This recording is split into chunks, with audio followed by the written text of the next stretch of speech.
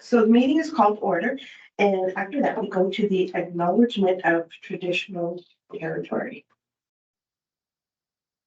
The land upon which we work, live, and sustain ourselves is the ancestral and treaty lands of the Michizagig Anishinaabe, also known today as the Mississaugas of the Credit, the rightful caretakers and title holders of this land.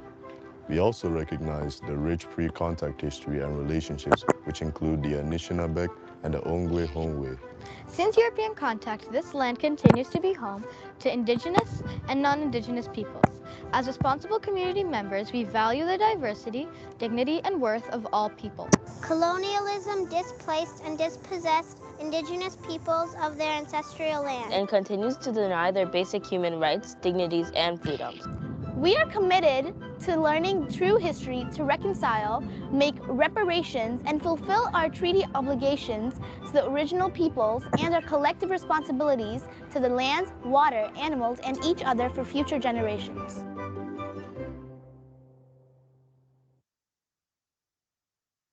All right, and it is a beautiful land out there. So I would encourage everybody to get out now that everything's blossoming and allergy season is starting. Sorry, as you can tell from my voice. Get out there and enjoy the beautiful nature that surrounds us. I do have regrets from Mary Wright. I don't know if I have regrets from anybody else right now, but if I will go through my emails and see if I can find any more. All right. After that, we move to the approval of the agenda. Now, we do have an item that is being added to the agenda. It did come in on time. It just occurred before the agenda was printed, and that is item 6.1, which is a delegation from West Credit School Council. So we will be having a delegation. It's in delegations and public questions. So with that, would somebody like to approve the agenda? Thank you, Barb. And Ray, would you like to second it? Thanks. Wonderful. Okay. Declaration of conflict of interest. Does anybody have a conflict of interest? I'll even look behind me. See if anybody raises their hands. Nobody ever does. 5.1. The minutes from the last meeting, and sorry couldn't be here for that meeting. So if somebody would like to say, anybody have any comments? Yes. And you want to move to approve or do you? Yes. Okay. And no comments. Just yeah. Okay, great. Then we have a second. Thank you. All right. Then we will move on to 6.1, which is our delegation from the West Credit School Council. And we have our people here? Yeah, they're online. Oh, they're online. Okay, wonderful. Hi, good evening. Can you hear me? We can. Wonderful. Thank you, everyone, for having the time. Good evening. Sorry, Erin. Hi, That's good okay. evening. My name is Anne. That's Anne and I'm Erin, and we're representing the West Credit Secondary Parent Council. Next slide, please. We're a small group of parents committed to supporting the students and families and staff of West Credit. Anne and I have already introduced ourselves.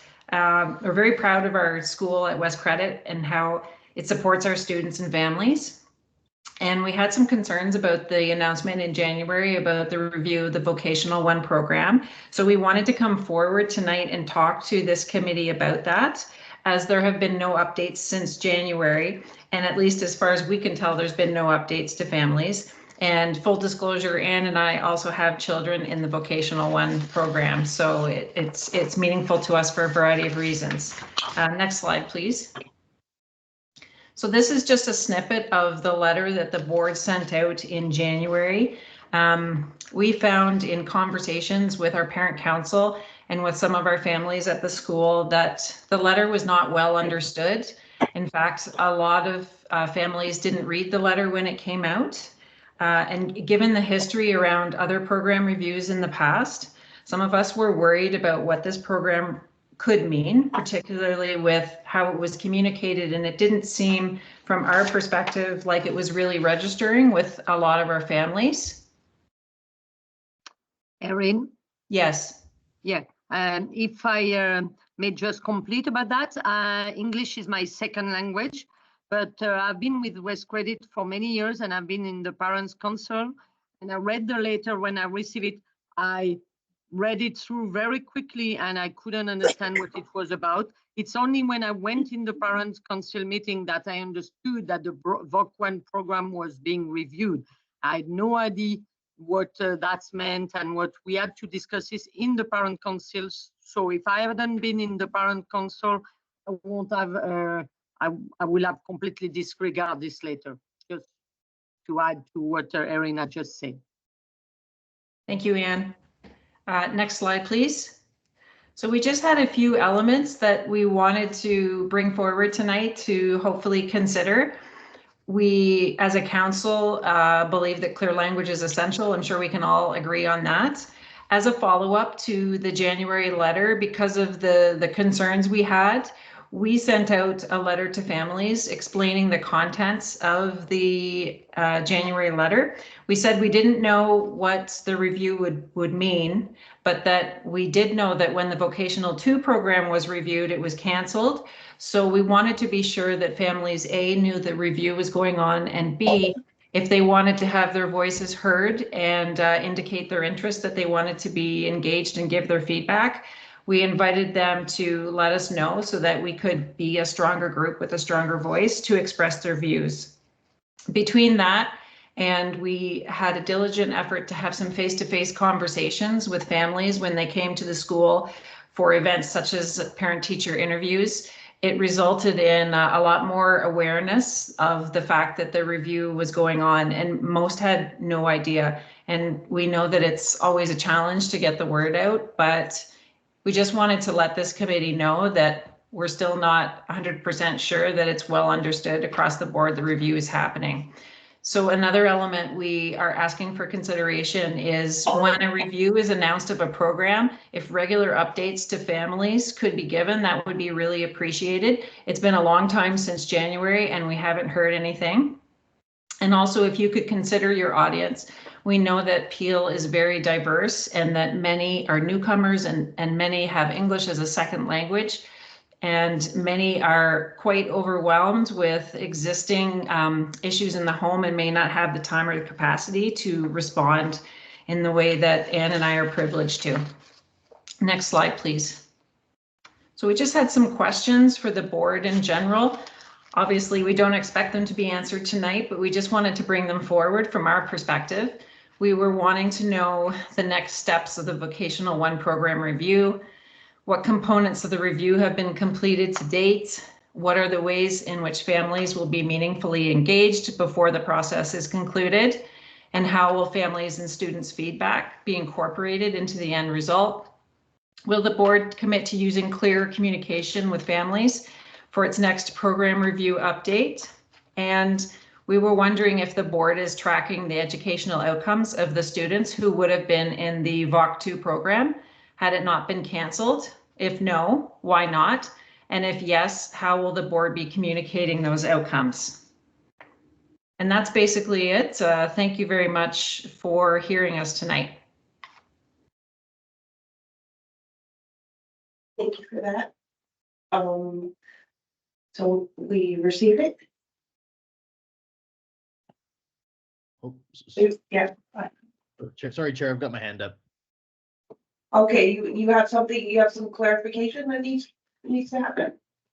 Thank you, through you, Chair. I was actually just going to thank both Miss Mifflin and Anne for the presentation. I thought it was, quite kind of them to dedicate this time to come in to see us this evening.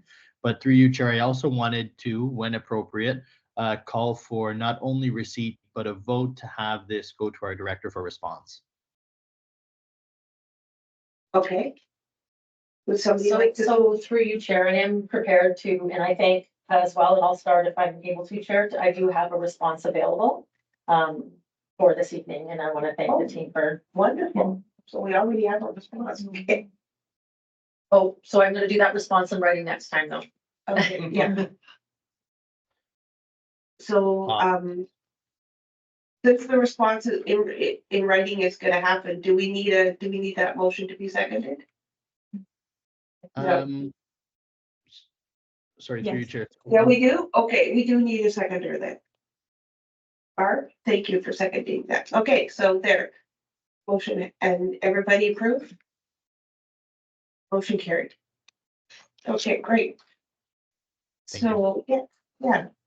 So we appreciate that you've brought your concerns to us, and you will be getting a response. There will be a response in writing sent to you, and also a response that will come to the committee. And we will have an opportunity to discuss it, and hopefully you'll get some more clarity and some more information with regards to this review. Do you have any other comments or concerns with regards to anything? Did your report? No? I'm so sorry, definitely. But we thank you for providing that information. We know, I as a parent of a former West Credit graduate, I'm aware that, you know, when a kid's getting to high school, it is hard to keep yourself aware of everything that's going on in your school, in the school. Thank you very much for that. Thank you. We look forward to hearing back from you. Appreciate your time tonight. So we've received it.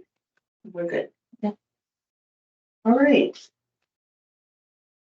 By the way, that was a really good presentation. Really good. Sorry, but are you not giving us any answer at all tonight?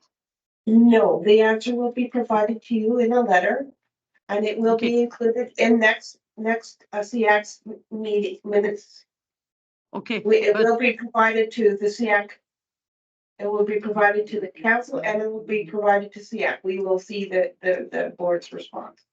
Okay, but then were you aware about this thing? The CIAC committee was aware about this review of the VOC1 program before we mentioned it to you or not? Yes, we were aware of it, and actually, there's a scheduled meeting of the review committee next month. And was it?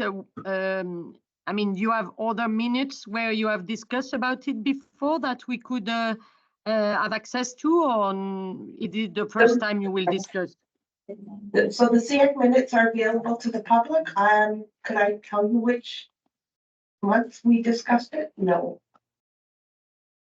So you have not discussed it so far. We have discussed it somewhat. Through you, Chair, if I may, just letting everybody know that the decision to have a vocational one review came very much out of some of the concerns raised by the CS committee about the vocational one program. And so it has been done and discussed throughout. Okay, would it be possible to get this either minutes or why did you want the program, VOC1 program to be reviewed? What were your concerns, or is it not accessible to us? Okay, so the answer to your question will be shared is actually in the letter. That question is addressed in the letter that will be coming to your council. Okay, so we cannot have access to your earlier discussion. That's my question. You can have access to the CIAC meetings. The CIAC meetings are available online through the board's website. And if you have trouble finding them, I'm pretty sure you could approach, or you could phone somebody at the board and try to figure out where to find them.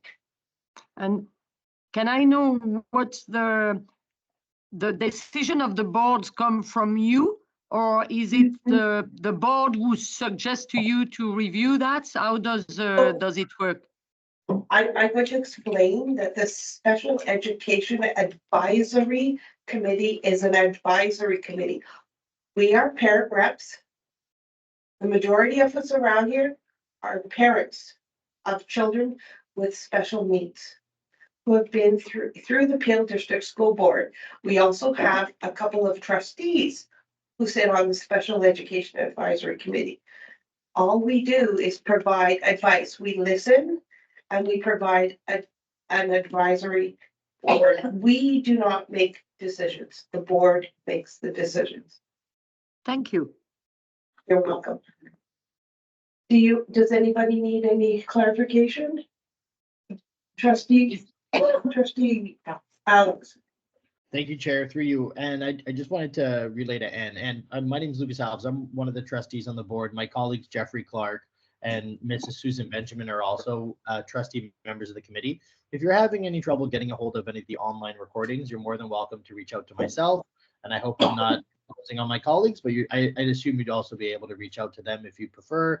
And one of us can definitely point you in the right direction where you're able to watch and review those online meetings. Please feel free to call anytime. Yeah, trustees Thank trustees are an amazing source of information. Yeah, and so are superintendents.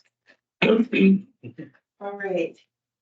Shelley, Yes, Barb? can I ask a question? Yes, you can ask a question. The letter that went out to the parents, Shelley, did you see the letter before it went out to parents? I did not know. The letter went out, it had SEAC's name on it, and none of us knew about it or were copied on it. I have a concern regarding that. We should have known about the letter or be copied on it. Okay, you better, thank you, Barb. All right. Okay, anybody else have a comment? Clarification? No? All right, so we're gonna move on to reports from officials and staff, and we will have 7.1, the superintendent's report. Through you, Chair. Good evening. I'm so pleased to be here in partnership with SEAC members. March's Global Neurodiversity Celebration Week, created by Sienna Castleton, provided the Cecil Department and the Peel District School Board the opportunity to shine the light on our neurodivergent students and their families. Carefully planned events designed to amplify all voices happen both virtually and in person.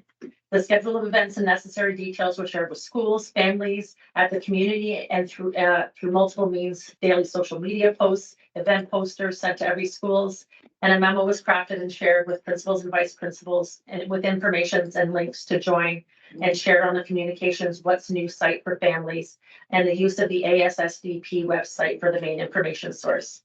Hybrid events, which happened midweek, provided the opportunity for educators, board staff, students, and families to join in a way that worked for them, either online or live in the boardroom and atrium. Some of the events and the voices on these days were artist Aidan Lee, live art presenter, author Michael Jacques, live and virtual presentations, Applewood School and their design abilities, entrepreneurship, and self-employment program video presentation, Clark Public Schools staff treat cart social enterprise program, live environment presentation from a young Levi Creek Public School student, art-based showcases from students at Levi's Creek and Copeland Public School, a video book read aloud from a Balmoral Drive student, poem book presentations from a Peel Virtual School student, a live grade 8 Tecumseh Public School student sharing their Tecumseh News school newspaper, live singing performances from a Central Peel secondary student, Ellie Scarves live presentations and sewing demonstrations from a James Bolton student, Music for Every Child video presentation created by our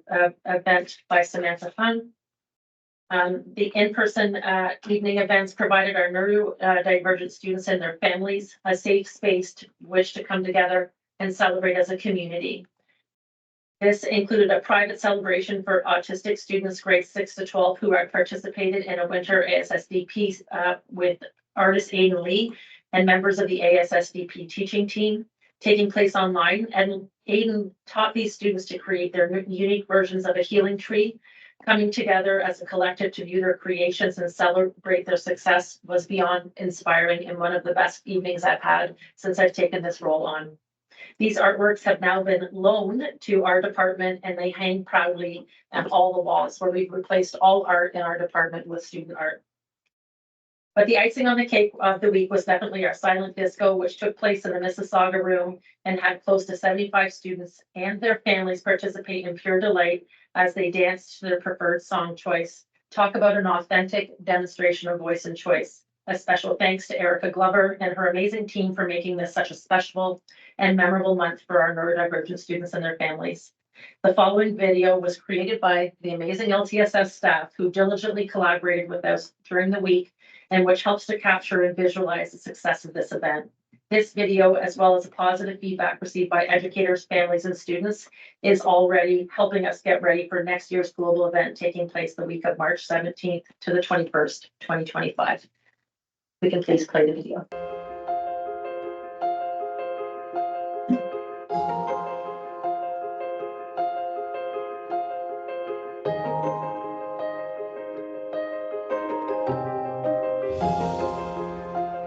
The week of March 18th, organizations across the world came together in support of Neurodiversity Celebration Week.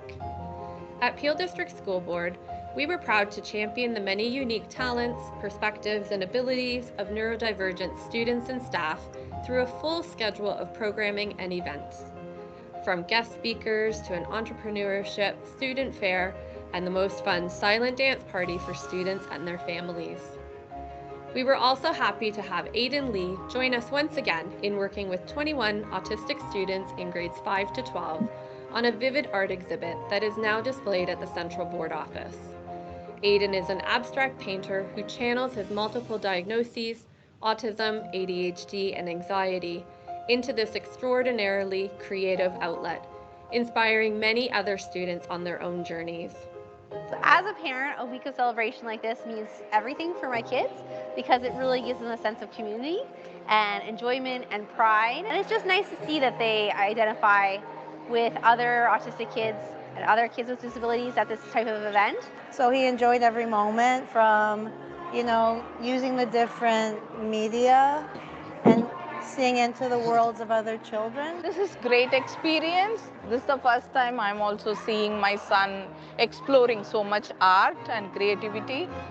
By helping people understand what neurodiversity is and celebrating the power in different ways of thinking, we are building stronger and more supportive school communities.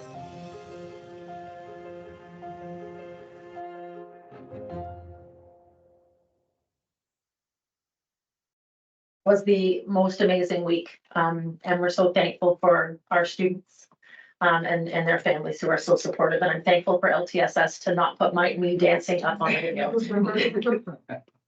I'm pleased to share that we have received our funding for summer mental health supports.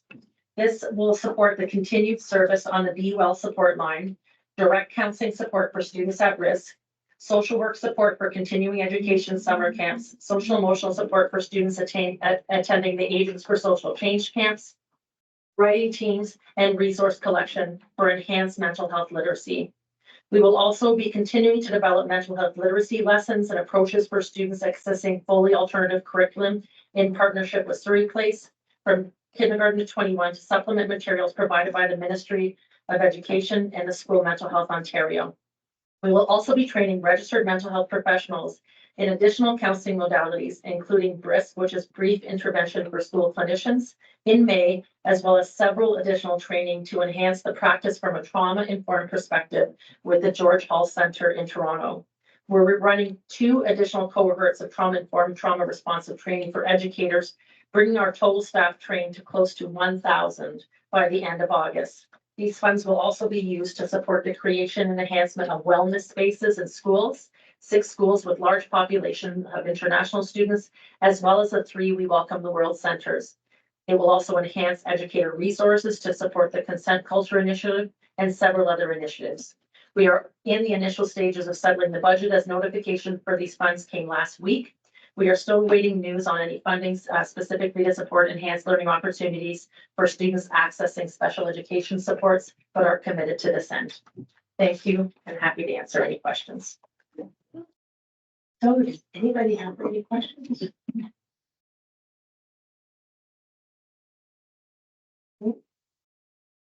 I would just like to commend you on that on that wonderful celebration and all the amazing art out there. So if you have a chance to stop and look, it's, oh my goodness, it makes my heart sing. Thank you. It's a wonderful team that I'm lucky to work with and an amazing community I'm lucky to serve. So thank you. So would somebody like to, do you have a question or would you like to? Yeah, I was just gonna ask the summer program for mental health, is that like a drop-in program for kids? So we have several different modalities of programs. Some are in person, but some are virtual and drop-in, but we'll have a large list of offerings available and we will share that with SEAC as soon as we come up with all of those. We just got the funding last week, so we're just starting to make plans. Oh, and will there be posters up at school or will Yes, parents and absolutely. parents will be informed? Absolutely. Wonderful. Anybody else? Just on that note, in the presentation earlier with the parents for Bachman, is there like an opportunity with programs like this to like stand out? I know we are representatives of special needs, and then we have the trustees, but is there an opportunity to send information to the schools when they hold their parent council meetings, just so that there's more transparency, like the mental health drop-in programs, that would be great for parents. And it's like, there's a ton of parents at these meetings, like I myself can't make it to my school's meetings, but it would be great for more visibility. I know there's other avenues like social media and Facebook and that type of thing, but maybe we can reach parents like that too. There, absolutely. That's something we could suggest through field superintendents that they ask that school council information include in mental health opportunities for students. We have heard that students want more opportunities for learning across the system, and we certainly will rise to that. Again, we have an incredible comprehensive team led by coordinating principal Janet Jakowski, and it really does commit to getting that out. But we often think about accessibility for students. To that end, through our media department and in partnership with our team, we've created posters that are accessible for students with QR codes. So they'll just have to scan and they'll go right into our website with all of the offerings. So we're trying to really think about creative ways for accessibility. And we'll make sure we share that information through our all families message as well. But thank you for that feedback, Jazzy. I can share that with field superintendents. Would you like to move further seat at the board then, Jess? Wonderful. Have we got a second here? Jennifer? Great. Received. All right, 7.2, voluntary and involuntary de-escalation rules in schools. I was going to be promoted that. And through you, Chair, I'd like to ask occupational therapist Michelle Zillick to present this report. And this report is in response to a question you asked Chair Foster to have more data and some visual representation of the ALU presentation that happened earlier. Thank you. Thank you, Superintendent Scotto. Through you, Chair, I'd like to present on the question that was asked from the November 28th SEAC meeting. So requesting data on voluntary and involuntary de-escalation rooms in our schools and pictures to be brought to the meeting in April. So next slide, please. So we completed an ALE survey. There was a Microsoft form that was created and shared with all 257 schools in the Peel District School Board. The form was shared through superintendents to principals at each school. The questions included what school, which superintendency, elementary or middle school or secondary school. For sensory rooms, how many, and the room numbers of these sensory rooms. For gross motor rooms, how many, and again, how many room numbers. And then de-escalation rooms, how many room numbers and the current status of those rooms. I also would just like to say thank you so much for bringing this to our attention, because this has brought so much data forward, and we are now sharing with planning and facilities. We're sharing it with all different departments to ensure that we are supporting our students to the best of our ability. So thank you. So if we go to the next slide, these are just examples of pictures of some of our schools for instructional or educational ALE rooms. And as you can see in the pictures, it could be a conference room, a seminar room, or a classroom. Again, these are pictures from our schools that we have taken. And the next slide, please. These are pictures from schools for sensory ALE rooms. And as you'll see, we have all different materials and tools and equipment to support our students. We have light projectors, we have bubble tubes, tactile panels, alternative seating options for our students. And I do have to highlight that the process of creating these sensory rooms involves a community. It involves the student, it involves families, it involves the school team, it involves an occupational therapist and itinerant teachers. Itinerant teachers are very vital in supporting the creation of these spaces and helping us set them up and pick the items that are best suited for our students in the schools. Next slide, please. These are examples of gross motor ALE rooms that we have in our schools. And again, you'll see all different materials. We have balance beams, circuits that are created. We have spin discs, we have tunnels. And again, the creation of these spaces involves the students, the school team, the occupational therapist and or the physiotherapist, as well as the itinerant teachers. Next slide, please. So just additional visuals. Again, we have hopscotch, we have soft climbing materials, stationary bikes, again, different materials dependent on the needs of our students at those schools. Next slide, please. Additional visuals. So again, balance beams, we have peanut balls, we have scooters. Again, just showing different visuals that we've taken at our schools. Next slide, please. Again, we have different materials to jump on. We have spin discs, we have trampolines, we have tunnels, we have river stones, all different materials, again, that are recommended for our students. Next slide, please. So here we have a combination room. So we have sensory and gross motor ALE rooms. So sometimes, depending on space limitations, we are creating spaces that involve both sensory and gross motor. And so we're using lights in these visuals. And we have different materials as well. So we have being used as a dual purpose room, depending again on the students. Next slide, please. Again, additional visuals just showing you with lights off versus lights on. It's the same space, but being used on the right-hand side for gross motor as a circuit and as a sensory space, calming, soothing, stimulating environment on the left-hand side. Next slide, please. So this is showing you a visual of our de-escalation ALE rooms. This is the room that is being used for voluntary and or involuntary purposes.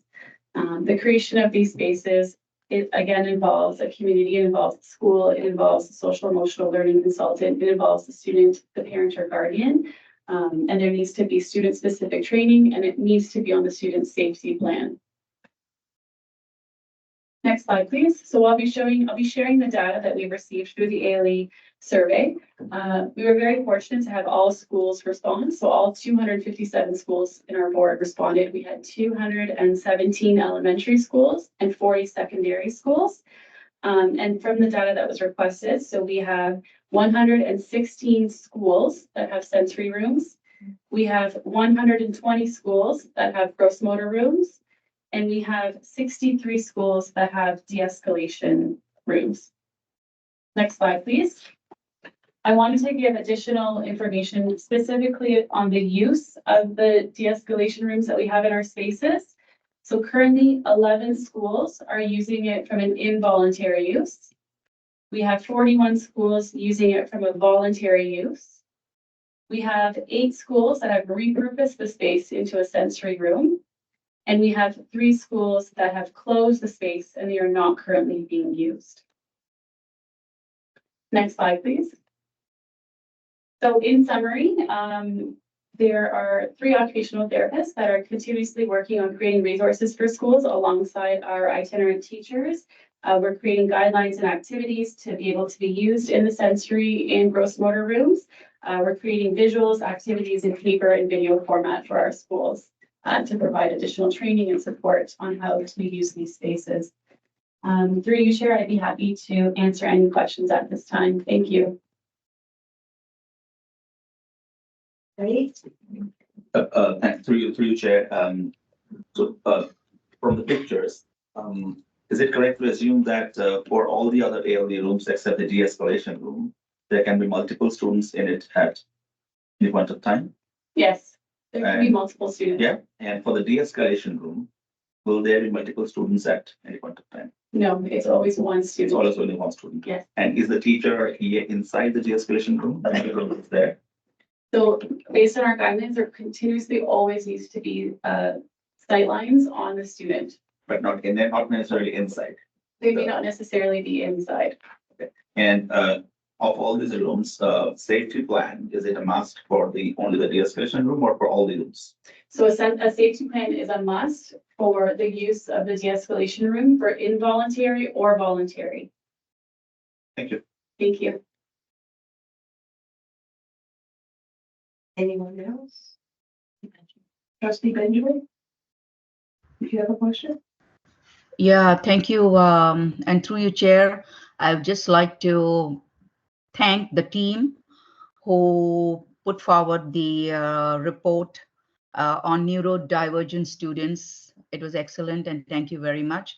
And I would also like to commend the team on the report on ALE.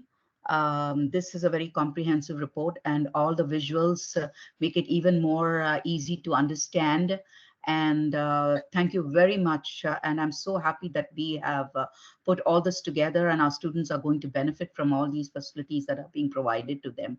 Thank you very much. Yeah, I want to thank you for that report because, yeah, I mean, yeah, for me, it was just curiosity. I was like, oh, I wonder what these look like. It's wonderful to see how. I love it. A little bit, you know, the delight of the art, the delight of these brightly colored rooms where children can go and work out some of their sensory issues, whether it be through gross motor or fine motor, whatever, calm down. It's a wonderful opportunity, and I hope that this leads to more schools having these kinds of rooms. Yes, thank you. Oh, Trustee Clark, did you have a question? Yes, through you, Chair. I'm just wondering what's happening with the rooms that are currently not in use. Is that because there are no students there that will or have need of them, or is there a way of knowing if they will be needed in the future? So through you, Chair, if a room has been deemed closed, it's because there are no students that need it for a de-escalation purpose. So we are closing them to make sure that nobody uses them and is only being used if a student has a safety plan. It cannot be used unless there's a safety plan in collaboration with family, social emotional learning consultant, and school team. Okay, thank you. Great. Anybody else?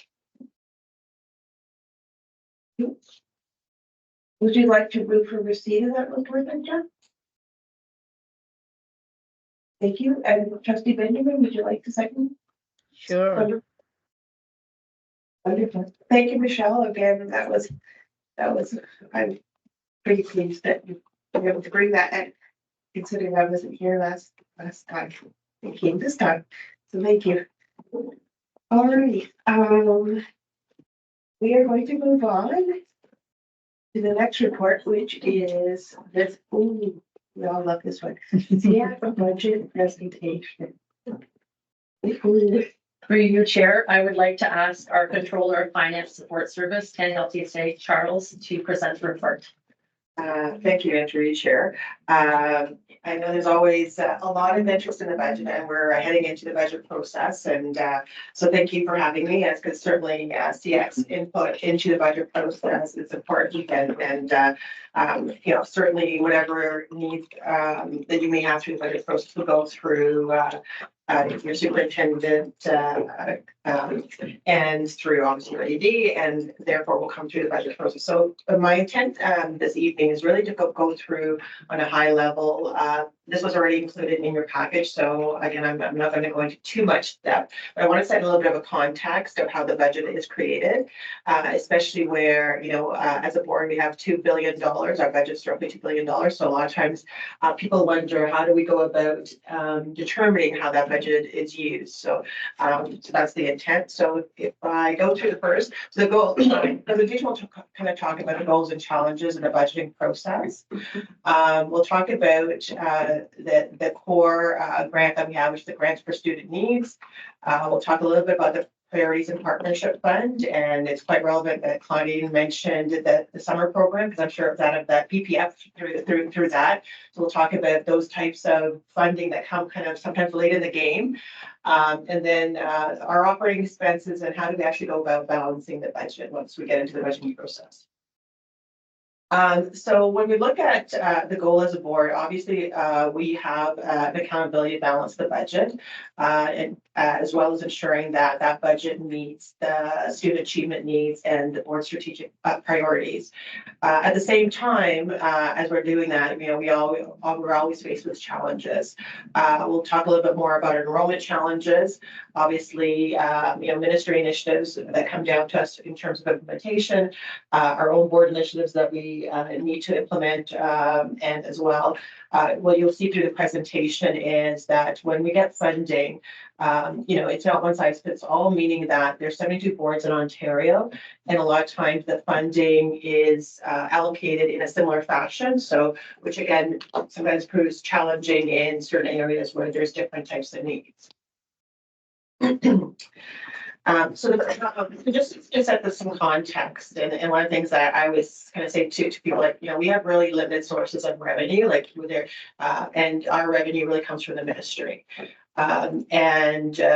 What we call operating revenue is what we're going to be discussing today. There is also a capital revenue stream, but that's for things like buildings and things. But today we'll just be talking more about the operational side, where it's the monies that we use for the day-to-day.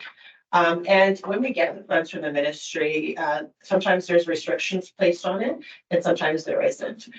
So what that means is, if we get funding that's unrestricted, then we can use, there's a little bit more flexibility of usage.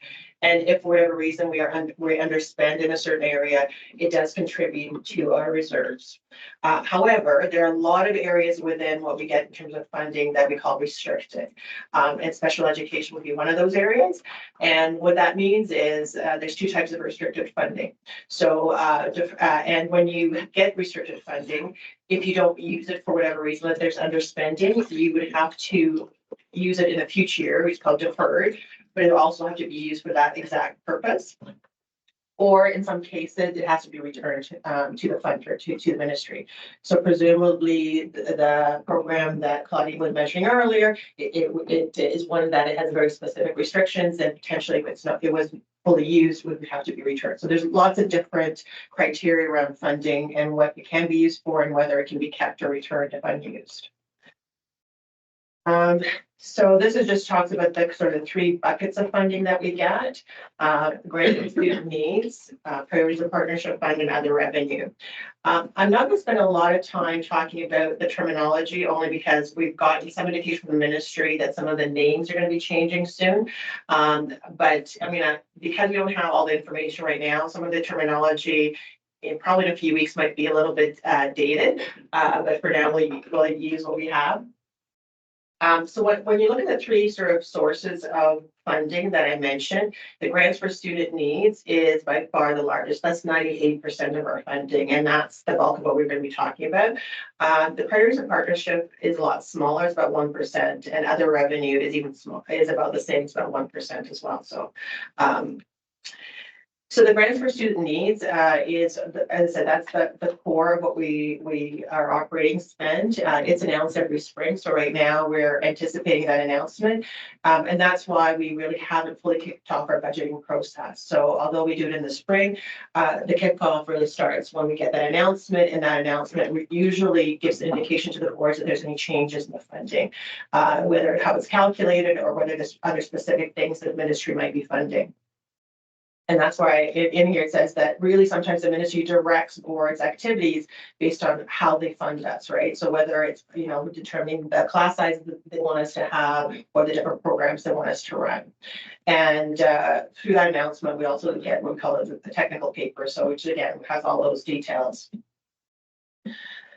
So within our grants for student needs, typically it's laid out where, you know, you look at the pupil funding, people, we just call Pupil Foundation grant currently, and that is really the funding within the classroom. We will talk a little bit about that because that's the largest piece of it. There's a school foundation grant, which is also at the school level, but it's more the administrative side, the administrative office of the school. So we will talk about that. And then the last piece, which is the 46%, is the special purpose grants. And this is where the special education grant itself falls under. So we'll talk about that in that perspective. So one of the things I mentioned on one of the first slides is the importance of enrollment. So, and when we look at how the ministry funds, they always look at how many pupils or kids we have in our schools. And they use that as a basis of almost everything they do when they fund us. And not only do they look at enrollment, but for them, it's also important whether that student is there for the full year. So there's actually 2 count dates that we as the board have to have for every student. We count that student in October, we count them in March. If for some reason that student's not there on one of those dates, we get 50% of that funding for that student. So that's kind of how it works. So enrollment to us is very important, and we do a lot of counting at the board. So looking at the trends for the 12 years, the bottom line, I guess at first it's at the top and then it's at the bottom. I know it's interesting how that's transparent, but the blue line is Peel and the red line is the province. As you can see, I'm just going to first talk about the spike. The spike is a little bit of an anomaly. That's the year where we had the FDK from half day to full day. So at that point, every FDK student came once. So that was a bump up in enrollment. But if you can see that Peel had been trending above the provincial growth rate and actually was growing until recently. And probably around just before COVID. And then since then, we've been kind of below the provincial line. And in fact, have been actually in an enrollment phase probably since COVID. So because kind of there, the zero is kind of where we are kind of, I guess probably should shrink that graph a little bit so we can see it better. We might do that next time. But anyway, what you can see is right now we're just about 1% decline in terms of our enrollment. And whereas the province is about 1% increasing in terms of provincially. And so that gives us an indication that we are seeing is that some people call it the exodus from the GTA a little bit, that we're declining, although at the province, the kids are still there and we're actually growing a little bit. So, so when we look at sort of how we then incorporate that enrollment into our funding, you know, the first piece is how do we fund our classrooms? So that the ministry looks at our enrollment, and not only do they look at our enrollment, but they also look at enrollment at the different grade levels. And they fund based on the class sizes, requirements at each grade level, and they do a calculation. And that if you remember the pie chart to talk about Pupil Foundation grant, which was one of the biggest pieces, that piece covers the classroom teachers, you know, some of the EAs, classroom supplies, sort of everything to do with direct support of children within the classroom. To give you a little bit more clarity about how that calculation goes, you know, the items that I talked on the left, this is an example for grade, let's say 4 to 8. And so in this case, the ministry would look and say, well, how many students do you have that are in grade 4 to 8? You know, and then per 1,000 students, they would say, this is what we were going to fund you, and this is the rate or the dollars we're going to give you. So in this particular example, if we had 1,000 grade 4 students, we would generate funding for 40 teachers. That's what that would mean up there. So that's why the first, and those 40 teachers, the ministry would assume are going to be paid at a rate of about $81,000 as well. So through that calculation, you know, you can see at the very bottom of the circle, for every grade 4 student, on average, we would get about $5,000 from this particular grant.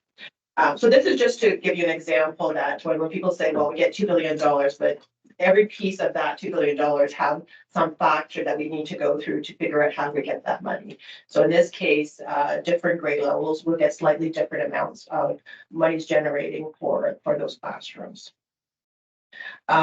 Similarly, when we talked about the other grant, the school foundation grant, which I mentioned was the school administration piece, that grant also generates funding for the principals, vice principals, and up to staff. And again, enrollment plays a part in there whereby the ministry looks at how big a school is and determine based on how many kids are in that school, they will determine the eligibility of how many principals or vice principals that they would get. And I know I rushed the first part because really I want to talk a little bit more around the supplemental grants where the special education grant reside. So the supplemental grants are sort of everything in addition to in support of the other two grants, right? So we talked about sort of the direct classroom, we talked about the school office, and then the supplemental grants are sort of the additional grants to supplement certain types of funding. And these grants support things that around recognition of demographic differences through different census calculations. There's also supplemental grants that look at specific ministry initiatives that reside here and other things like that. And these grants also cover some administrative areas. So in this case, there's a lot of different grants, a lot of different pieces of the pie. I'm only going to tonight focus really on this special education one and a couple other ones that are more relevant to this committee. But you can see of the supplemental grants, special education grant actually is one of the bigger pieces, about 27%. And then within the special education grant itself, there's lots of other pieces as well. So, so not only do we need to know all the pieces, you know, and how they work and what they can and can't be used for, within the special education grant itself, there's about 6 pieces as well. And the largest piece there is the per pupil amount. So that would mean that for every pupil in the board, there's a specific amount that we get for special education. And so, and the second largest piece is called the differentiated special education needs amount, and sometimes we call it DSENA, but and that's the second larger piece within the special education allocation. So we talked about just like when we were talking about the pupil foundation grant, the special education per pupil amount also differentiates a little bit through grade levels. So again, within this grant, depending on how many kids we have at different grade levels, we get slightly different dollars. When we move to the differentiated special needs amount, that allocation itself also involves about 6 different pieces. And I know that this committee is probably aware that, you know, when we look at the province, you know, there's different needs across the province. And sometimes we talk about the needs that we have in Peel and how sometimes our students, you know, through, you know, even coming to us from other boards and so forth. So some of these grants try to calculate or try to take into account the incidence of different things. So like, for example, if you look at the first one, the measures of variability, this, again, calculation, it looks at 7 different categories that are kind of behind the scenes that then give us our funding within this bucket. So it will look at things like the EQA scores. It will look at the amount of students that actually receive special education assistance. They will look at, you know, are we in a rural center? Are we in a, you know, do we have an Indigenous component here? So this grant tries to take into account that, you know, maybe the needs in one area of the province are different than the other. So. And through that, the funding is generated. Another part that tries to, within a special education allocation, is called the statistical prediction model. So that's another piece of the grant. And this grant actually looks at use some demographic factors. So it is uses census data. Unfortunately, it uses the 2006 census, which we're not very happy about because that's pretty dated. But it looks at things like occupational structure, the median income of the household, the parents' education level, and so forth. And then it calculates sort of what the incidence of, or the need should be within our region. And again, from that, we get an allocation for special education. So which census did you say it was from? 2006.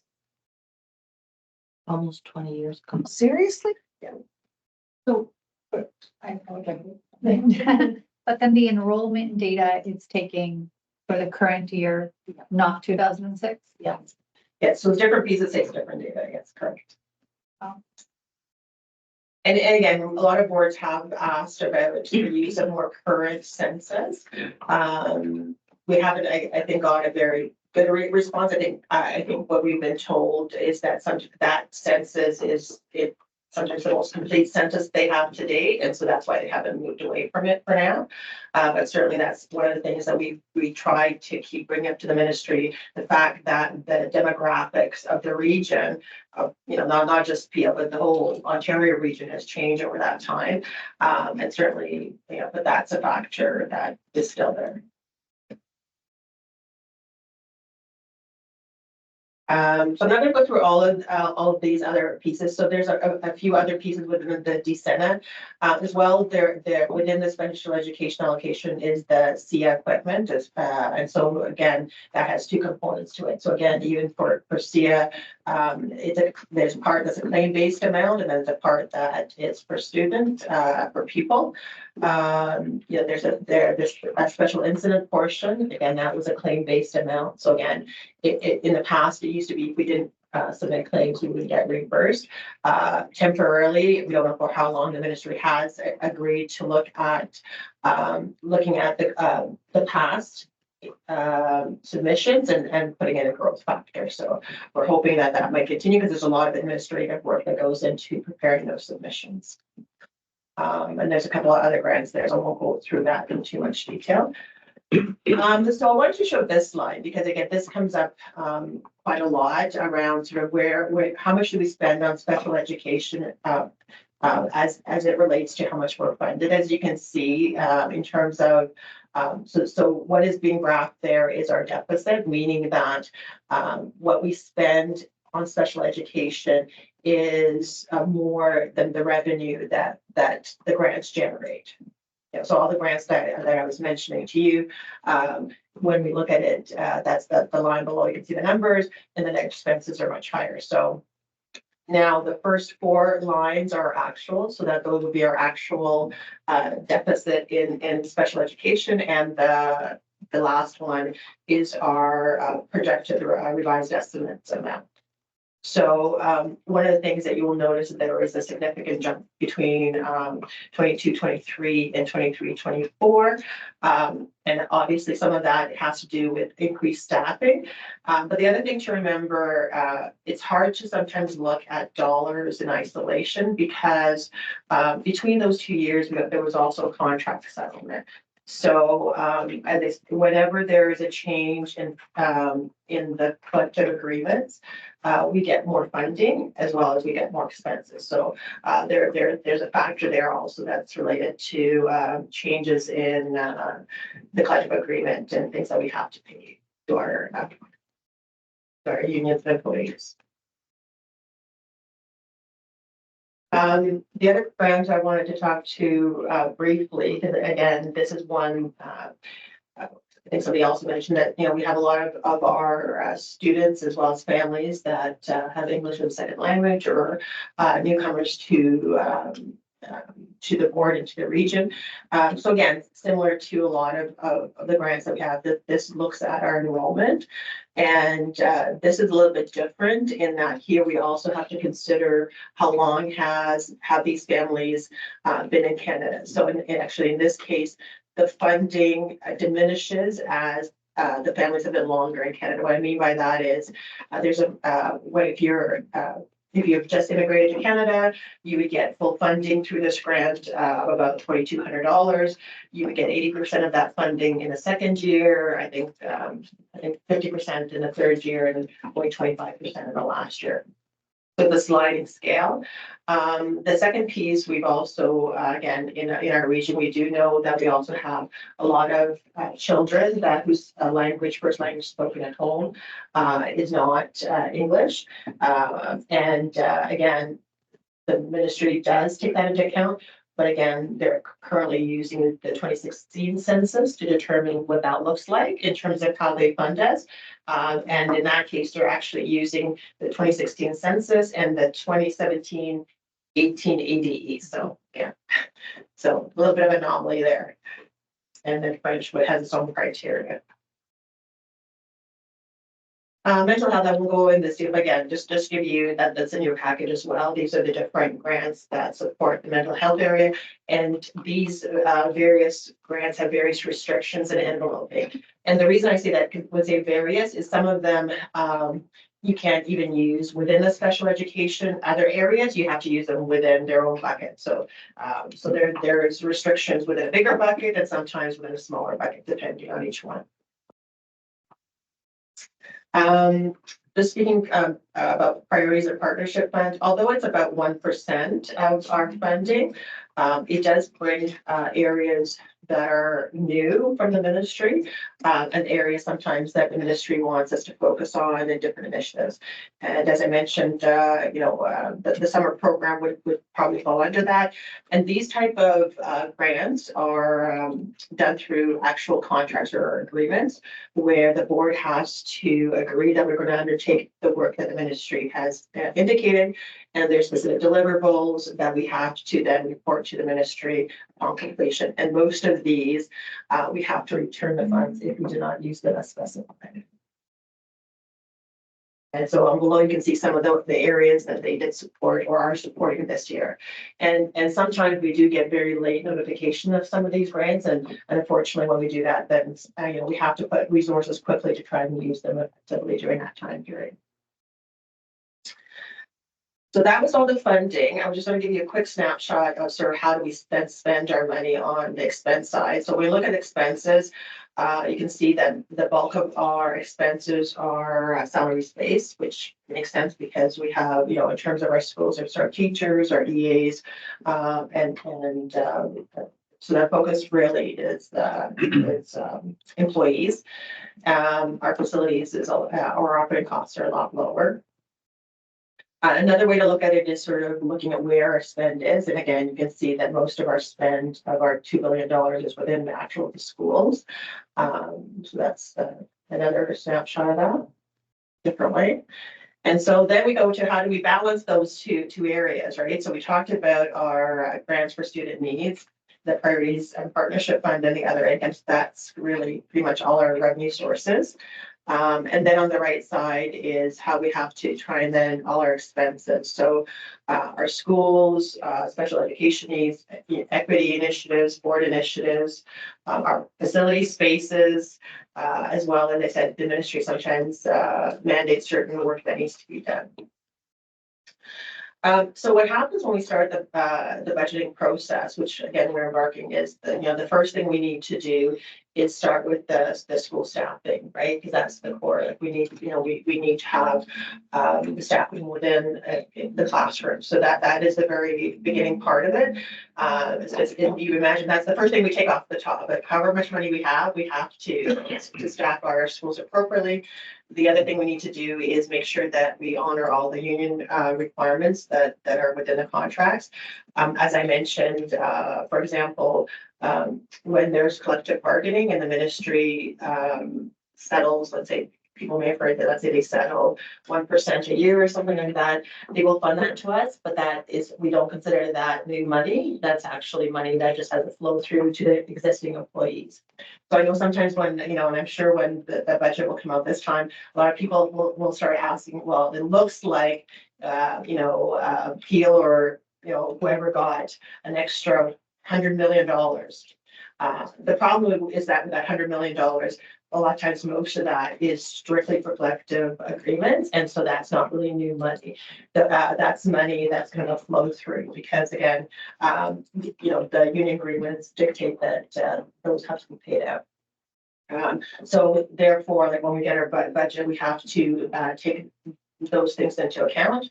Then we look at areas where things have been dedicated or enveloped areas, right? So again, even though those are things that we can do, we can't say that if we're short an area, we can use those funds elsewhere. So we have to make sure that we honor those.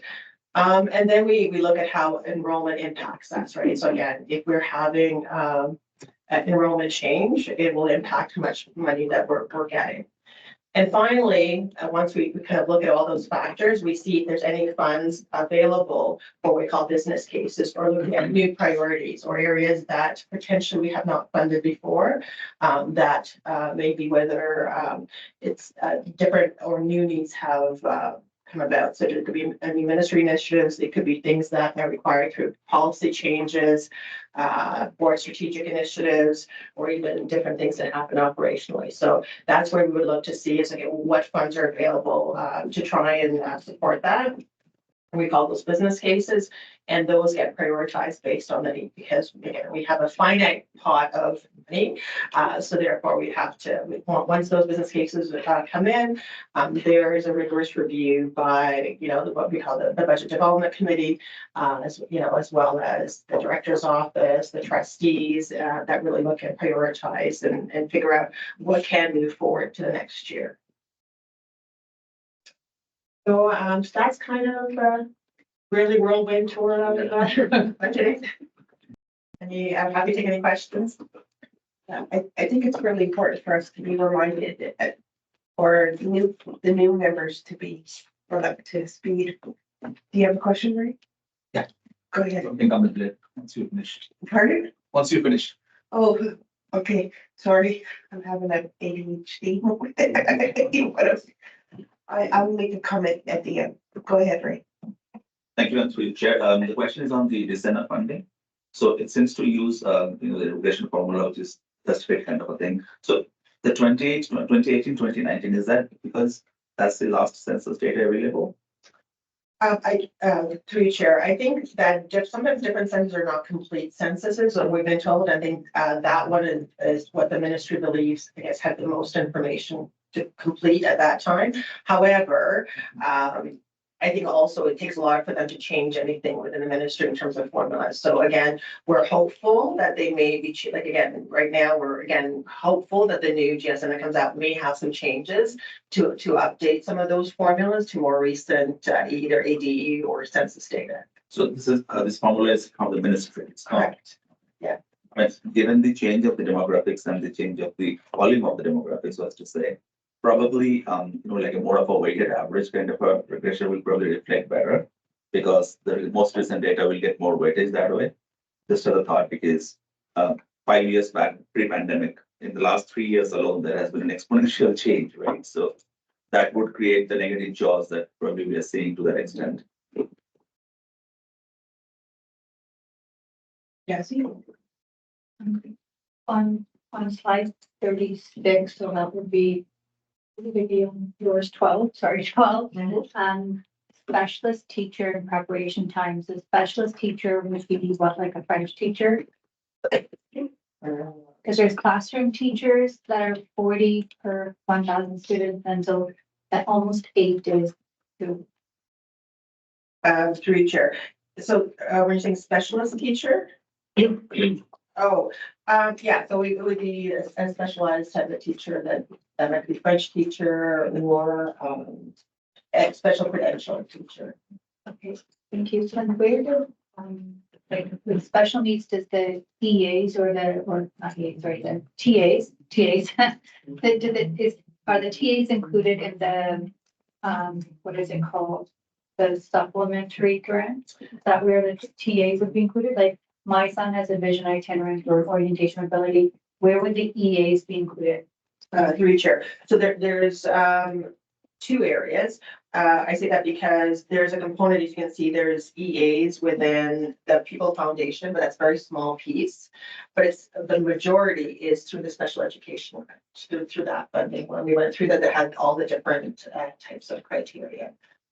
Got it. So how do you, I guess it's based on student needs, but how do you weigh like EAs versus I guess maybe I'm asking for more of a more detailed than you can probably deliver because it depends on the budget that you guys are gonna get and the enrollment.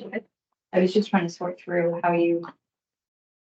Through you, Chair. I think that's absolutely correct. So, you know, what we have to look at is are the needs of our student population, as well as the funding that we receive, and looking how best we can utilize and look at where there's flexibility, like, again, where we can use funds. And you can see by the deficit that we have in special education, obviously we are using funds elsewhere to try to support that need. So again, because we're not funded exactly.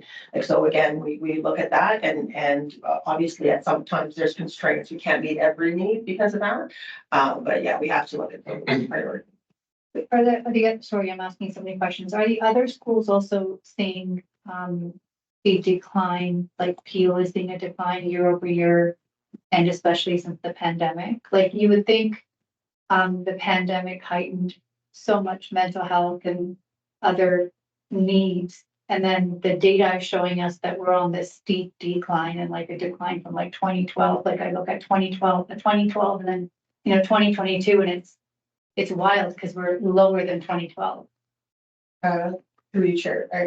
In reference to enrollment, I think that our experience is very similar to the GTA boards, other GTA boards. And when we are looking at, we've tried to look at what might be causing it. I think COVID probably created the ability for more people to work from home. And so, and as well at the same time, we had increasing housing prices. So we have more ability to work remotely as well as house pricing skyrocketing. So giving people more options potentially to move a little bit further. And that's why I think what we're finding is that provincially overall, there's a little bit of growth, but not a huge amount. And I think the reason there's not a huge amount is because during COVID, immigration also got clamped down a little bit. And so the trajectory of overall population dampened a bit. I think it's starting to come up a little bit now. But what we're finding is that even if people move into the GTA, sometimes they don't stay very long because it might be expensive, and they may then, once they're settled a bit, move out to a little bit further where it's a little bit more affordable. So there are huge factors, as well as I think, probably people are not having as many kids as they used to in the past. So there's a lot of different dynamics happening right now, but we did notice a definite, that COVID definitely changed that trajectory because of the remote work, coupled with increasing housing prices in the GTA. So other boards that are in other regions that are a little bit further west and further north are actually growing.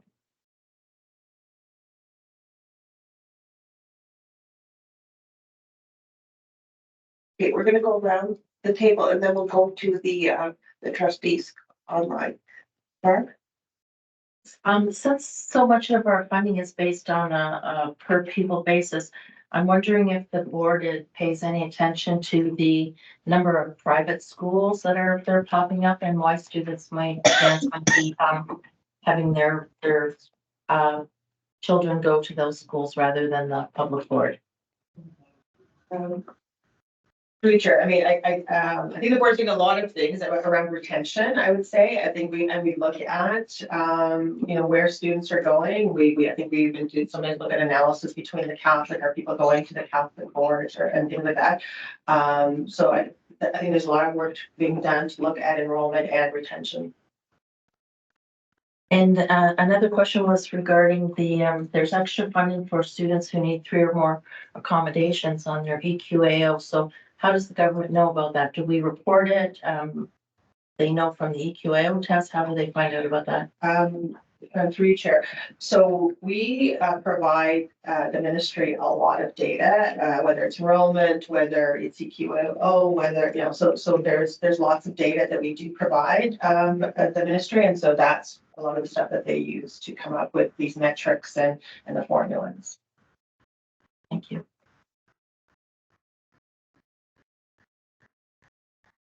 Thank you. I just had a quick question. Does a student need to be identified to be part of the special education grant, or is it just for all students that have some sort of need? Through chair, it's not, they're not just specifically identified because there's components of the special education grant that are solely on enrollment. Because it's viewed that there is a specific percentage of the population of students that will need additional support, even if they're not identified. So it's not strictly on identification. Like some components of, like if you look at one of the largest components of the special education grant is on total enrollment of the board. And through you, Chair, just because I knew that question would come up, I asked for clear confirmation from the ministry, and they shared specifically regarding IPRCs and funding that special education grant funding is not tied to IPRCs. In other words, having more or less students go through the IPRC process and be deemed exceptional does not generate more funding for schools. Thank you. Trustee Elvis?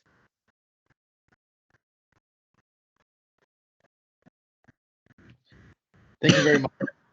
I just wanted to call some attention to some of the conversation we're having about, funding and resources that are available at the Peel District School Board. At our open session earlier in March, actually the letter was authored March 21st. Trustees, along with the Peel District School Board, authored a letter to Minister Stephen Lecce and Deputy Minister Manson Smith.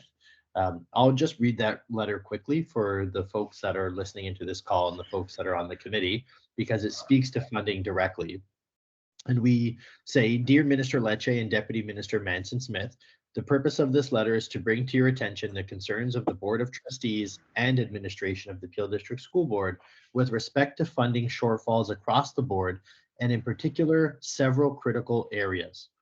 The Peel District School Board is receiving lower per pupil funding compared to other large urban boards. While our board is experiencing an enrollment decline for a variety of reasons, per student costs are definitely increasing. This, together with an increasing percentage of students with greater needs from a special education perspective, as well as a large number of new immigrant families with unique educational needs, results in the board requiring significant increase per student funding. The influx of immigration into the Greater Toronto Area due to federal, provincial, and municipal requirements and programming, as well as the large international airport located in the Peel region, has introduced additional challenges, creating cost pressures to adequately support new immigrants and English language learners, ELL. Peel hosts a substantial population of ELL learners, students, and students in a diversity in English language learners, noted as DELL programs. Relying on the 2017 to 2018 average daily enrollment, ADE, and 2016 census data does not accurately represent our current demographic reality and our corresponding student population needs. The final paragraph reads, the special education funding gap is escalating at an unprecedented rate. It is projected that the gap will reach $33.8 million in the 2023-2024 fiscal year. The continued use of the 2006 census indicators within the special education statistical within the 2006 census indicators within the special education statistical prediction model fails to capture the demographic challenges in Peel and the needs of the Peel student population. An increasing number of students have increasingly complex needs. There are reasons for the gap and that are societal, as well as a result of the shifts and decreases in parent-child supports from other areas such as health and social service assistance. This has placed an additional unsupported burden on the education system.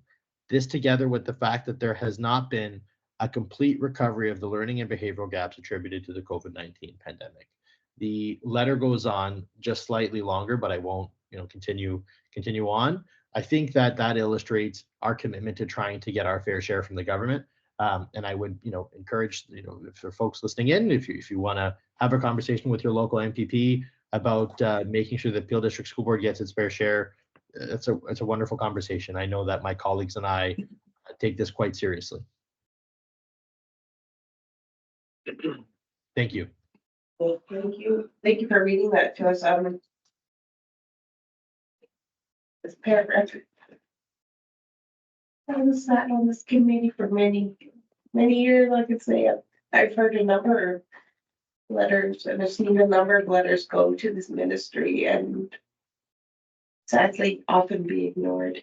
I can only hope that yours gets some attention, because yes, the demographics of Peel have changed rapidly since 2006, and to ignore that is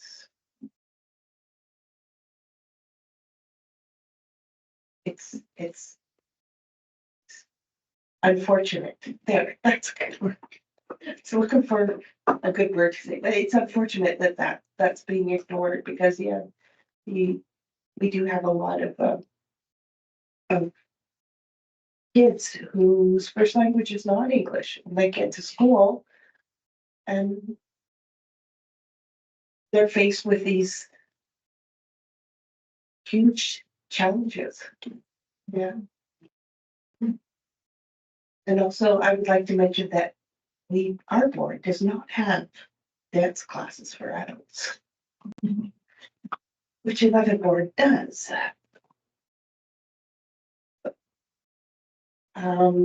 Is anybody, yes, Jennifer, you have another? Yeah. Just want to understand, revenues under the special education funding shortfall page on page 20 or slide 20. Does that revenue include the per pupil foundation grant or kids with special needs? Through you, Chair. Yes, there's a component that is included. So the ministry has a certain calculation in terms of what portion of the People Foundation we need to consider. And so yes, it does include. Okay. Give that. And the expenses, can we get more information on how that's spent and where the, like it was really helpful to see where the foundation grant, how that breaks down. Is there a way to do something? I know it's not quite as simple because it covers everything. It's not just a per pupil amount, but is there a way to sort of where that money's being spent, the bulk of it, like done further? Through you, Chair, yes, I can work with Superintendent Scotto. We can see what we can provide to you. That'd be great. We need to know what we're spending on to help the body. Thanks. So through you, Chair, we can add that to the motion action model. Thank you. Thanks. So I had a question. You mentioned Observe Fund. What exactly is it? How much is it? And what is it used for? Through you, Chair.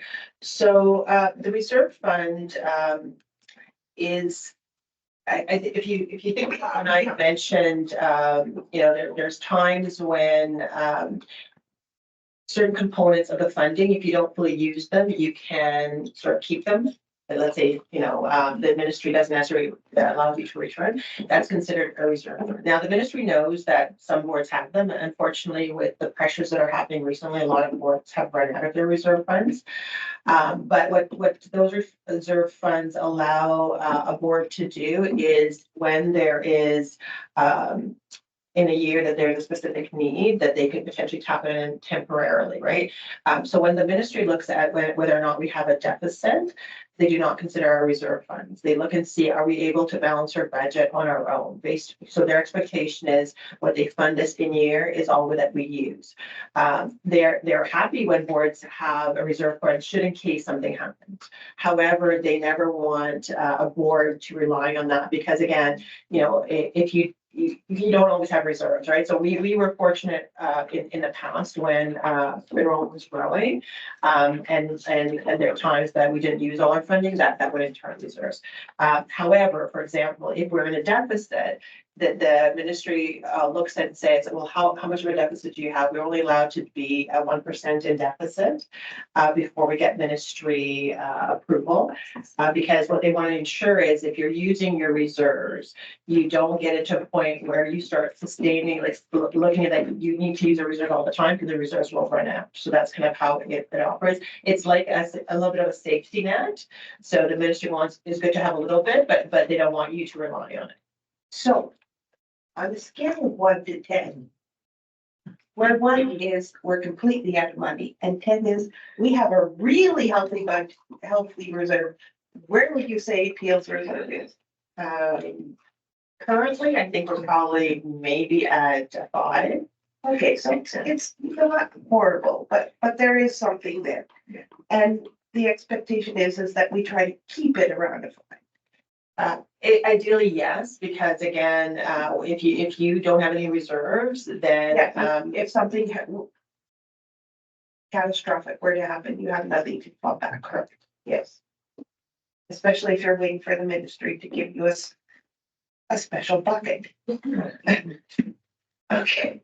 And I'm just wondering, I know we get presentations about this. Do school councils, do parent, like, my understanding is that most parents have no clue how this funding has happened. And it often happens with parents of kids with special needs, that they're asking for, and rightly so, for, a certain amount of support for their child. But to explain to them how the budgeting is, how the money can move, is this ever, is there, maybe there's, I know this is an opportunity to offer a brief explanation to parents out there how the money moves, and to explain to parents, especially with the trustees writing this letter to the ministry, like, because they're gonna have to rely on the support of parents and the support of the public to get the ministry to listen, because without that support, then people that don't know how the funding goes will look at the amount and just assume you can just decide willy-nilly where to spend it. Through chair, so I think I mentioned at the very beginning, my understanding is the ministry, as we're waiting for the GSN, has given indication that they are hearing those concerns and have decided to reformulate a lot of what we call the GSN to look very different and to try and simplify it. So that's why I mentioned in the beginning, it may look a little bit different than I'm presenting. I think the core elements, obviously around enrollment, will be the same, but they've also promised a simplified document. I think in one of my slides, I didn't talk about it too much, but what I've advised a technical paper about 200 some pages, but they're promising that they would do a simplified version that maybe we can look and see if that's something that is more digestible for parents. But I think that's why they're looking to potentially reformulate all the GSN and the grants. And, I talked about how many they are. I think they even view of simplifying some of those. So maybe once we see what it looks like, whether that's shareable, we'll see if that makes any sense. But that they're hearing that from the public. And I think that's why they undertook this initiative. And I think, when the new funding comes out, we'll see some changes. So they're actually moving towards being a little bit more transparent to parents, so that they don't have to, so that this blame game that's gone on for. To be sure, that's my understanding. We haven't seen it, but that's what they've indicated to us, that they are looking to simplify and provide additional material for the public. That would be absolutely excellent.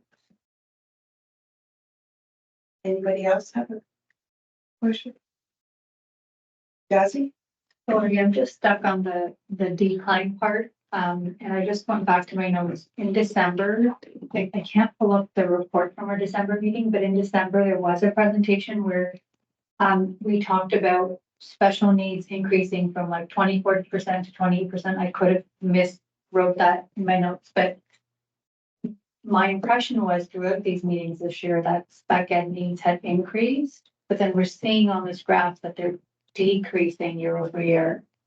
I just through chair, sorry, the graph that I'm showing is overall enrollment for the board. It's not special education pupils. So our funding is always around total enrollment, which impacts special education funding. But that graph does not depict our special education needs at all. So, and through you, Chair, if I can add to that, Jazzy, while our overall student population is decreasing, what we are seeing is a significant increase in the students with disabilities and exceptionalities. Okay, thank you. So with that question, would you like to move first, proceed at the report? Jazzy? And do we have a seconder, Jennifer? Great, thank you. Oh, trustee Clark.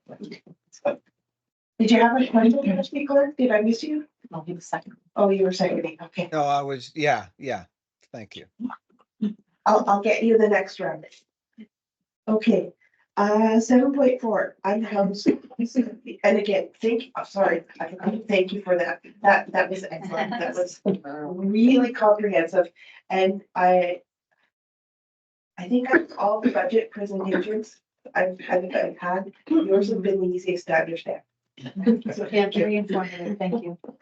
So 7.4, unhoused student aids. Thank you. Through you, Chair. I'd like to ask Coordinating Principal Andrew Dewar to please present.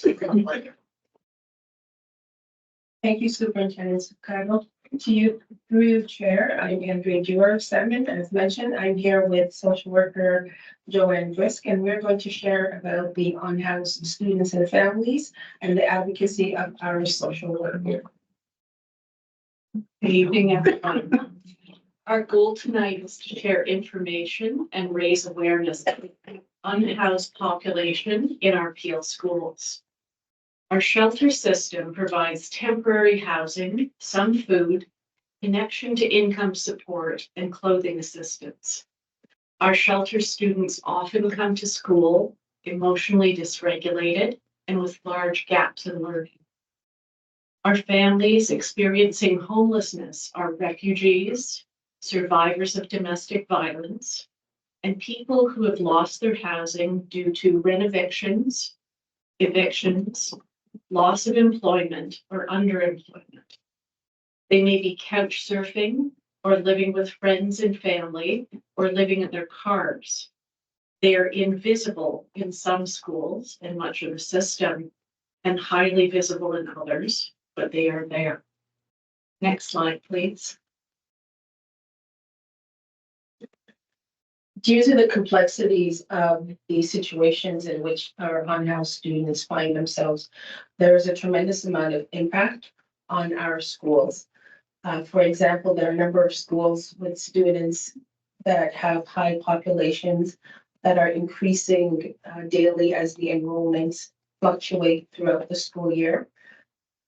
Some of our schools highlighted here are Balmoral, Birchbank, Bramley Secondary, Dolphin, Dunrankin, Eastbourne, Fletcher's Meadow, Streetsville, and so on. Next slide, please. Refugees or people from traumatic situations may not come with all the documents they need to register for school. We serve two groups of people in this larger group, refugees and Canadian-born unhoused. This group is very transient and sometimes come to our schools for a few months or as long as a few years, and they can relocate without notice. School busing is provided to the school, but we often don't get much notice of a new registration and can get up to 10 students starting in one day as waves of refugees arrive. Some of our families have vehicles, but many do not. And it's a 2.5-hour bus ride on public transportation to the schools if they need to attend a school meeting or pick up a sick child. Many of our schools help with taxis in these situations. Next slide, please. Additionally, there are impacts on programming at schools, as sometimes there are no spaces in courses, and it's very difficult to timetable in the secondary schools once the semester has started. Sometimes the students have to leave their home school, and this leads to disruption in their education as they're forced to change schools. Possibly academic gaps are created through these moves, depending on where the students land. There's an increased risk of students dropping out due to these contributing factors. And as mentioned earlier, transportation is definitely a high impact area, as the funding for going from one place to the next is tremendously impacted when the funds are so limited at home for our families. Next slide, please. Our shelter system is very stressed. We see the housing issues on the news every day. Living in the shelter itself is very stressful, and many of the shelters are repurposed hotels. So families all live in one room. Some rooms have mini fridges and microwaves, and others do not allow food at all in the rooms. Communication with the outside world is sometimes difficult due to unreliable Wi-Fi and having no permanent address. The living conditions can contribute to further family stress and a disruption of normal routines like cooking, sleeping, and laundry. Rents are so expensive, many families take months to find other housing, often requiring another change of schools. Next slide, please. As a result, students are coming to school dysregulated with complex needs, including mental health, trauma that they might have experienced, academic gaps, special education needs. Nutrition has been problematic to say the least. In one situation that we're aware of, students have gone to the hospital because the food that was provided was not culturally appropriate, and so having to digest food and nutrition that is, I probably shouldn't have said nutrition, foods that is not, they're not accustomed to, along with food that will spoil because of the conditions in the shelters, not being able to store food properly. Dysregulation due to lack of sleep, changing their routines, lack of funding or purchasing power from parents to provide school supplies and basic needs that are not provided in the shelter, such as toilet paper, products for the parents, personal hygiene products, all contribute to impacting the students' gaps that are created in the school. Next slide, please. So how can we service our unhoused families in an appropriate manner? We may need to rethink our expectations that families come to us to register. Maybe we need to go to them. For students with significant breaks in education or from another country, we may need to slow down the intake process and partner with settlement workers to build trust in the system. There are also additional stressors on the receiving schools in trying to do so many registrations at once, cope with language barriers, complex learning needs, and behavioral needs on the bus and in the classroom. Most of the shelter students are coming to a few Peel schools, but there are probably many more commuting to their home school on public transportation, and many more that are not even registered in school. We're still learning the full scope of this issue. Next slide, please. I'm pleased to share that I inherited a very mighty group of social workers who have come together to advocate for families and students who are unhoused. They have worked tremendously hard to connect with community partners to bring attention as well as solution to the challenges that are faced by our students and families who are unhoused. They've worked with settlement workers. They've worked with our board's equity department, communities around family tables, communities around families, if I said that correctly. Peel Children's Aid Society, We Welcome the World. We've connected to our counselor and to Azanta. This connection is still being explored. It's not confirmed. And we've made connections to the YMCA United Way, the city of Mississauga. Next slide, please. We have a growing list of community partners to help us provide wraparound services for families, but the needs are outpacing our ability to keep up. Some grants for food programs, for instance, end this year, and schools are constantly looking for funding. You will see that many of the needs are clustered around basic necessities like food, clothing, and hygiene products. Many of the existing shelters now have overflow locations, so this issue is only growing. In fact, there's been recent news coverage about our shelter situation in Peel. I wanted to take the time to highlight also that we have been very fortunate to have our IT department work closely with our social workers and have provided refurbished iPads for our students who are in shelter. Just keeping in mind where they are doesn't have Wi-Fi and they might not have access to technology to even entertain themselves along with getting schoolwork completed. And so we just wanted to highlight that this year, this semester, I have so many terms going through my nervous mind, excuse me.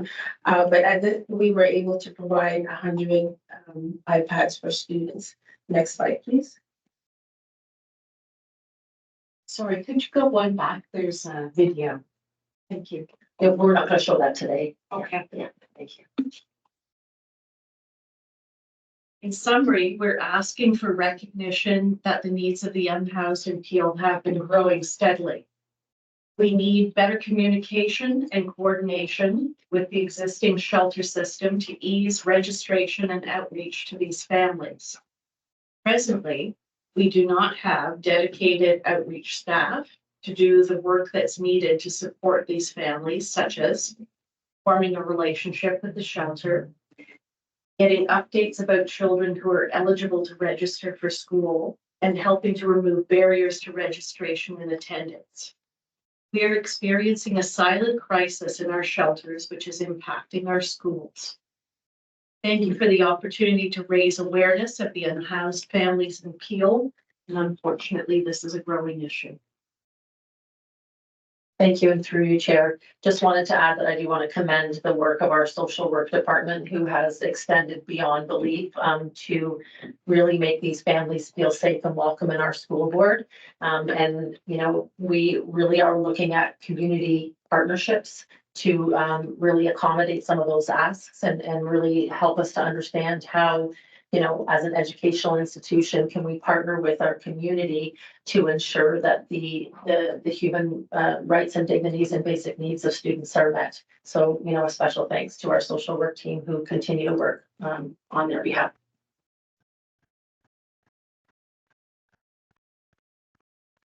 Okay. Does anybody have any questions? That was, yeah. Trustee Clark, did you have something you wanted to say? Yeah. Not a question. I'm just, I'm quite grateful for this presentation. I had always had questions on how not having a place to live would affect a prospective student and their families, and so I'm grateful for this information, and I'm hopeful that we can maybe dig more into the situation, and try to create some policy out of this. So thank you very much. And through you, Chair, thank you, Trustee Clark, for your comments. I also do need to acknowledge the schools. When you talk about a safe and caring place and a place of consistency and acceptance and warmth, our educators, our administrators, and students even in the community have been outstanding at making our schools a great place for the unhoused students to be. So, you know, very proud of the work of educators in our schools.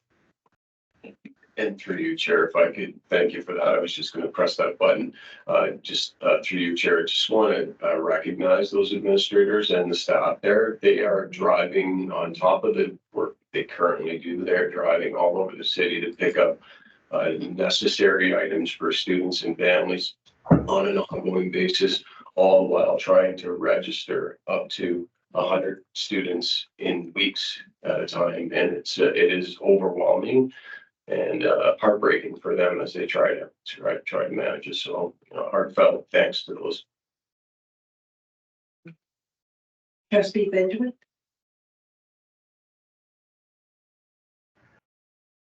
Thank you, and through you, Chair.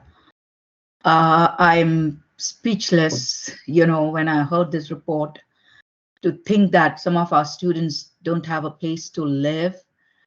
And thank you to all the staff who have put this together.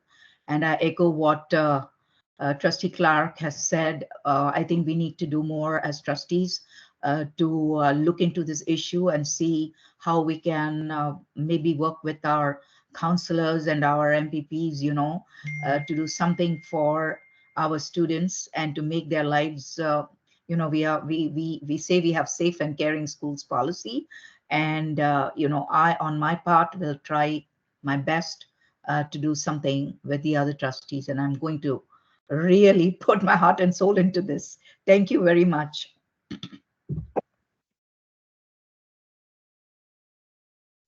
Thank you. Yeah. Trustee Benjamin, would you like to move for receipt of the report then?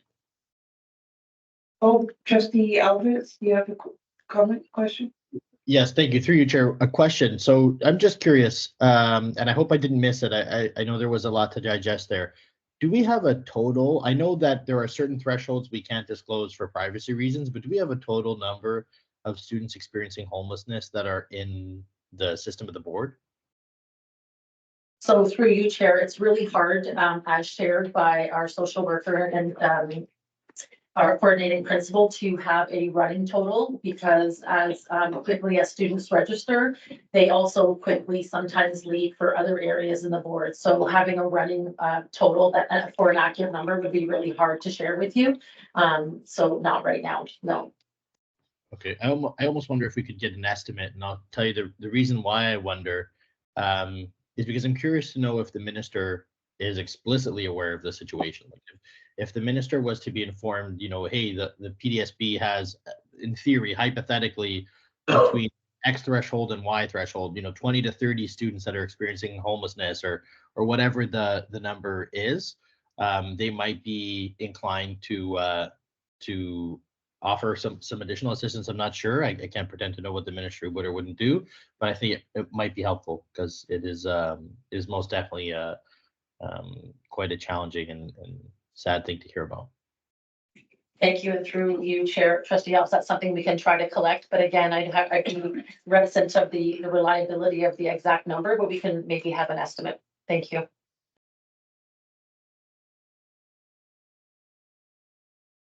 I'm gonna pause and give everybody about the chance.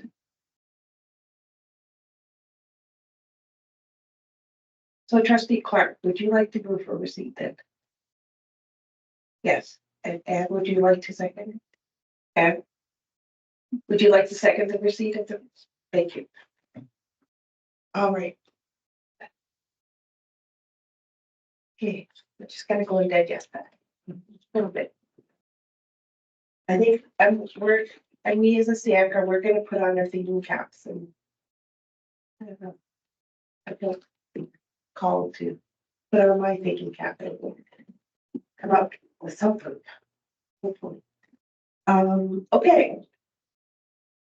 We will move on to number 8, which is communications for action or receipt, and it is the response to the delegation by Brianna Lava regarding the ADHD like services.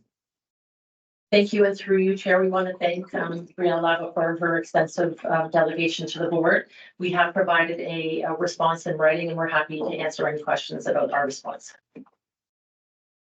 Since I wasn't here to witness the delegation, did we get the It was printed up the last time it was sent to you, and then I was okay, yeah, thank you. Does anybody have any questions or comments with regards to the response? Trustee Elvis? Thank you, Chair. I have a couple questions. The delegate, Ms. Brianna Lava, reached out to me today to ask for just a bit of clarity and some follow-up. So there were 2 pieces of information that she provided with me that I understand she also shared with her within her delegation at the last SEAC committee meeting. One of them was a memorandum from the Ministry of Education, Special Education Policy and Programs Branch, dated December 19th, 2011, where, excuse me, I'm just pulling it up, where ADD and ADHD are included in the 5 categories of exceptionalities. but there seems to be some, I don't know if confusion is the right word, but in the document from 2017, ADHD and ADD are mentioned, but not in the exact same context, while there's a lot of similarities. My question is if I'm wondering if we know or if we can find out if ADHD specifically is recognized by the Ministry of Education as an exceptionality. Through you, Chair, and thank you for the question, Trustee Elves. I think we did answer that under subsection 1, but in order to provide a comprehensive response, I will reach out to our partners in the ministry to ask that question and make sure that I provide you and Ms. Labo with an accurate response to that. That would be great. And if I could ask, could we have that response come back to the next SIAC committee meeting? Absolutely, I can put that on the motion action log. Perfect. Thank you. Thank you very much. Anybody else?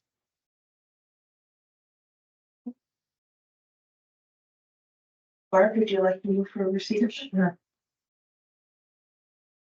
And Trustee Elvis has disappeared. I was gonna ask Trustee Elvis to second that, but. Trustee Elvis, would you like to second it? I'd be glad to. Thank you. Okay. Questions asked of and by committee members. So this is the opportunity. No, sorry. Sorry, Nani. I haven't received any written questions. And I wasn't informed that we would have any written questions. Do we have any written questions? No. Okay, so, and then the follow-up letter to Dufferin Peel Catholic District School Board from SAC members, which is 10.1. And would you like to speak to this? No, it's just for receipt. Okay, just for receipt. Letter, like we had communication before. And you want to move for receipt? Thank you. Ray, you want a second receipt? Excellent. Okay, then we'll move on to the asked of and by committee members. This is the opportunity to ask questions. Any questions you have? Anybody? Yes, Jazzy. Question for Superintendent Mercado. We talked a little bit about the extensive scan of the core areas back in December. And I know we talked about the block program. One of the interrogative practice reviews is going to be the vision for low blind vision students. So do you know when we can, as a committee, review that or get more information on that? Yes, through you, Chair, we are bringing that full report back and sharing parts of it with you tomorrow, but sharing that full report back to the committee during our main meeting. And then to follow up on that, the meeting that was had with Mr. Lecce back in February, was that output shared? Because it wasn't just vision that you were. So we never met with Minister Lecce. We did meet with what's called the Regional Superintendent's Council and representatives of the Ministry of Education. They have provided responses in writing to kind of ministry mandates for each of the subsections of our review. We've done jurisdictional scans of other boards, including the Provincial Demonstration School, and then on a chart are sharing kind of the Peel District School Board's operating procedures in those areas. So we'll be happy to share those. Okay. Great. Through you, Chair, there's a resource fair coming up on 24th on Wednesday. So I was wondering if it would be possible to later on in one of the CX to have a brief report on the outcome of those resource fairs. What was provided, how was the response, any takeaways for future resource fairs, plans, and something like that. Through you, Chair, that resource fair was done in partnership with our curriculum and instruction. I'd be happy to ask Superintendent Hoppy to prepare a presentation to share the outcomes of that. It was highlighted at our board meeting yesterday evening and looked like it was an amazing event that was very well attended. And I'm incredibly proud of the work of that department.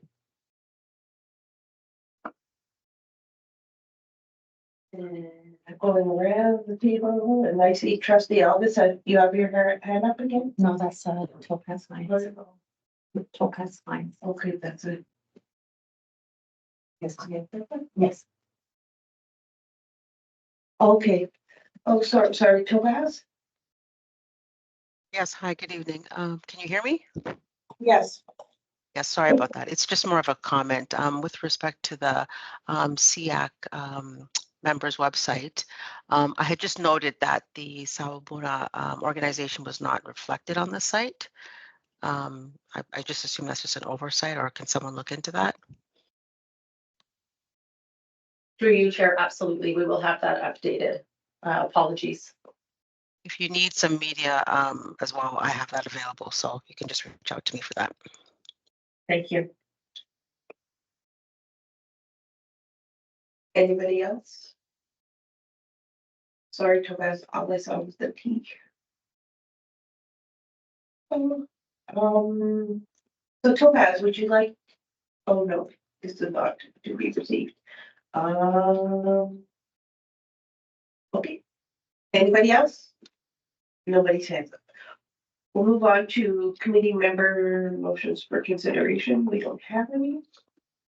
We don't have any notices of motions of petitions that I'm aware of. But we are gonna do the lovely 14.1, the motion action. We have some movement on that. Yeah, thank you. Through you, Chair. Most of the action log has been rectified, and as per process, we keep it on for 2 months until we remove it. The one situation that we were supposed to bring back in April but still don't have accurate data, we're working with LTSS, is to Jennifer Knight's question around placement of data, or I think it was perhaps Barb's question around placement of data from elementary and secondary, distinguish between primary and secondary. So we will bring that back in May, and then there were no other motion action logs to respond to today. Yes, the information there isn't quite correct. We wanted it broken down by division as well as gender.